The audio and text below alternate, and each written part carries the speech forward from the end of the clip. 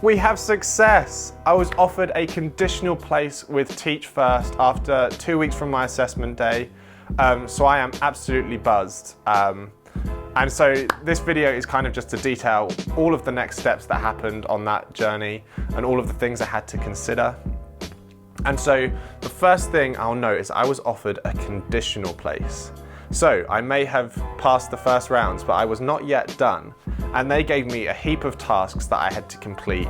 Well, there was like the first wave of tasks, then the second wave of tasks, and I had my all like pre-application stuff. So I'll just go through all of it. So you had to complete some situational judgment tests, some competency tests, questions, and you had to give some personal information so that they kind of knew a bit about you, and then you could complete some preferences, like where would I like to end up, am I happy to move, relocate, like information like that. So I gave all of this. I did okay on the situational judgment and the competency tests, and I was like, okay, wonderful. So the next bit I had is I had to accept the offer, okay? And so I had, as I said in the previous video, having your finger in multiple pies is good until you get the pie you want, kind of thing. And Teach First obviously are a non-for-profit charity, and so they kind of ask you, they say, hey, you can't have any other things going on, any other applications. We're your application now, because if we're going to invest in you, we want your commitment. And so I completely get it. They have to be justify every penny spent, and it's not fair for us to mess them around. So you accept the offer and you get rid of your other applications.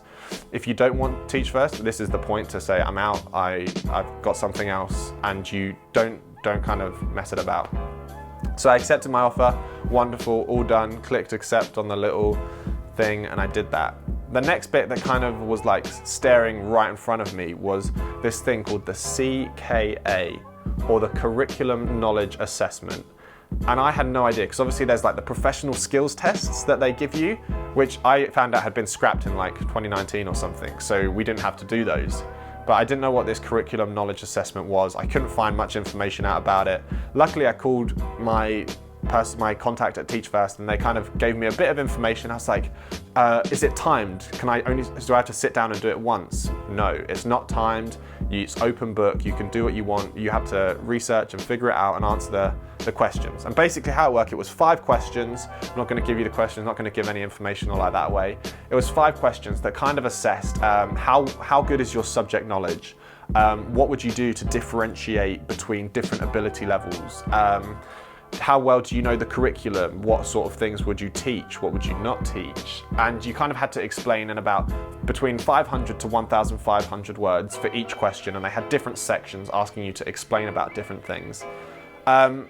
And it was a challenge because you had to research, you had to write it, and I messed up on basic things like grammar, and they give you such extensive feedback. It's so good, some of the best feedback I've ever had. Like even throughout university, this was better feedback.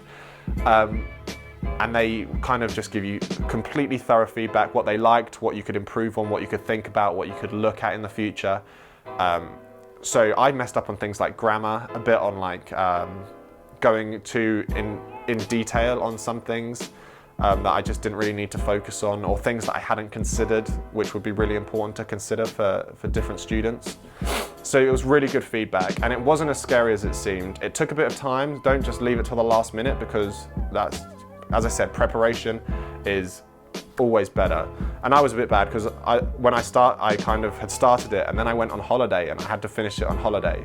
So if I can finish it on holiday, you can do this. It's nothing to worry about. Just open it up, give it a read, think about the questions, and try and answer the question with what they're saying. And it's very much like kind of writing like a shorter university essay.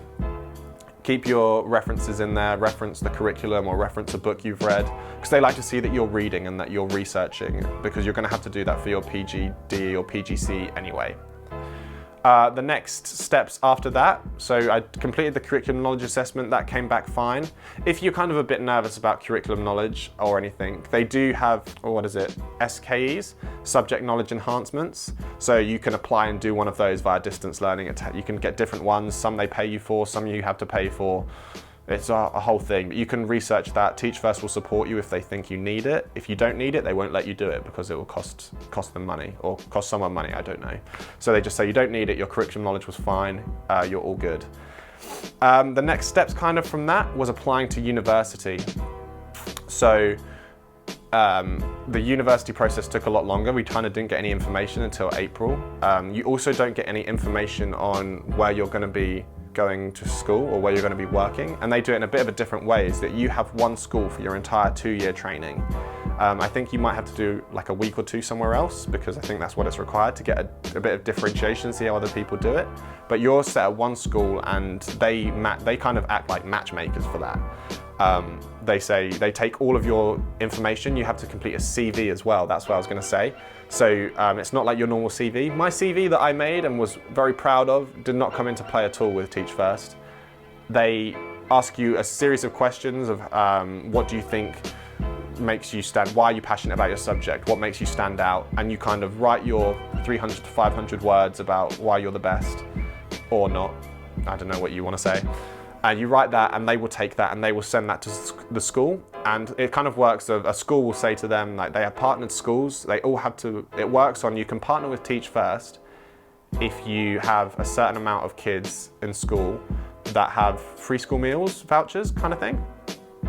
So they have specific schools they work with, and they partner you. So the school might say, we need an English teacher, 2 maths teachers and a geography teacher, and they'll pick who you like based on location, your preference, the type of person the school's looking for. They will kind of match make and put you together, and you just find out, and you don't find out for a long time. I'm still waiting. They say like kind of end of May, between end of May and end of June is when you're most likely to find out, but it could be any time, even up until like end of July. So you've got to be patient. Don't stress, don't worry, it will come through eventually. I know kind of for planning, people who like to plan, you're probably like, oh, I need to know, I want to know. But it will come through, they're not forgetting about you. Anyway, university. So we got university information, kind of, I got the thing, like log into the portal here, and I could see my offer, and that was in about April, but I couldn't do anything. There was nothing actionable about it. And so a couple weeks later, they kind of logged me in with a couple more things to do. And a little thing is you have to pay your own DBS occupational health form. And because I spent a year in Australia, I had to pay for a good behaviour certificate from Australia as well. And this all came to about like £200. But I kind of, it's justified. I can spend 200 quid because I'm getting 2 years of training, support, and I'm getting to fulfill a career goal that I want to fulfill, and basically they're giving me far more financially than I am giving with my 200 quid. So you can kind of justify having to pay that.